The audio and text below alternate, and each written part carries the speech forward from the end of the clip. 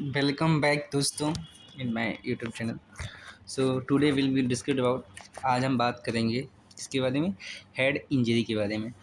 जैसे आप लोगों ने अक्सर देखा होगा कि आप लोग रोड पे जाते हैं या कहीं कोई आता है, उनको सर में चोट लग जाती है या कहीं चक्कर बेहोश करके गिर पड़ते हैं या किसी का भी बीपी बढ़ जाता है तो बेहोश हो जाते हैं। इसकी वजह से उनके head injury, brain haemorrhage, stroke, लकवा, एपिलेप्सी आदि होते हैं। तो आइए जानते हैं क्या होते हैं, कैसे होते हैं और क्यों होते हैं ये हेड इंजरी।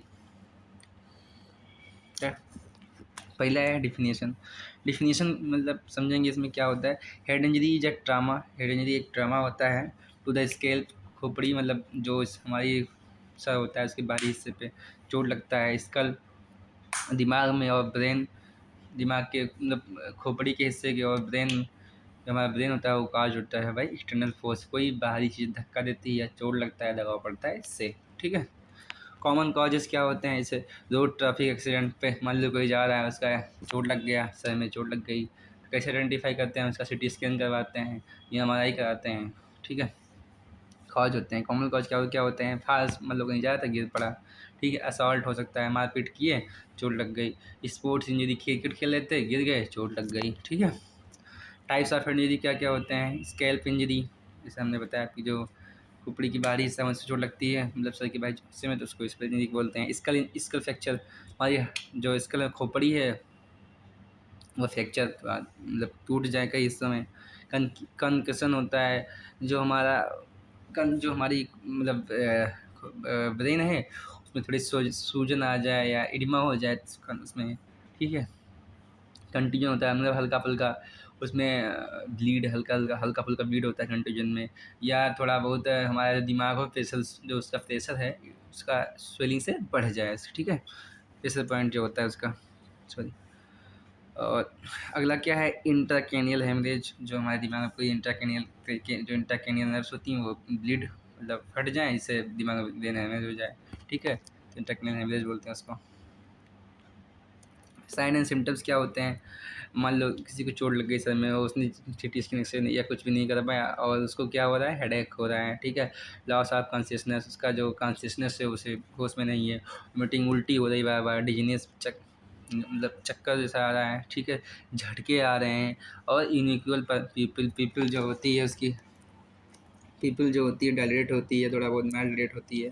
डायग्नोसिस क्या क्या करते हैं, क्लिनिकल एग्जामिनेशन, सबसे पहले क्लिनिकल एग्जामिनेशन करते हैं, उसके बाद जीसीएस आता है, ग्लासगो कोमा स्केल। इसमें क्या होता है, पेशेंट को एक स्केल देते हैं, पेशेंट को एक स्केल में बांटते हैं हम लोग। मेनली जैसे हम नॉर्मल मरीज होते हैं उनका स्केल पर 15 होता है, तो जो और जो मतलब एकदम सिग्नल पर्सन होते हैं उनका जीसीएस होता है 3।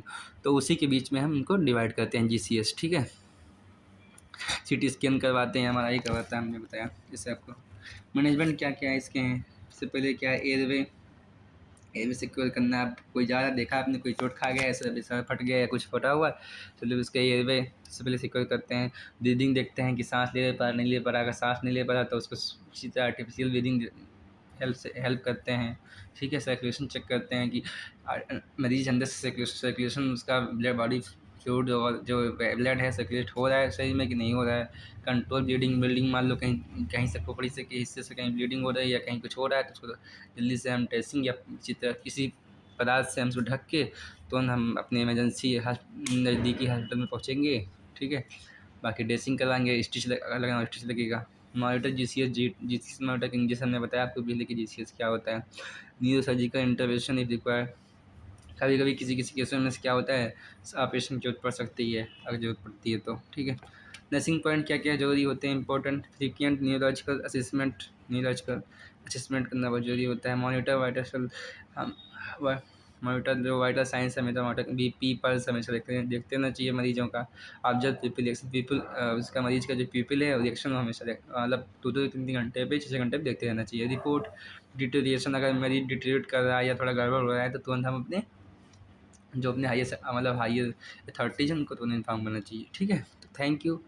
छोटा सा टॉपिक था बट आप लोग को समझना चाहिए कि हाँ ये हमारी लाइफ का बहुत ही अहम हिस्सा होता है हेड इंजरी। तो हमने बताया आज। Thank you for watching and please subscribe and support.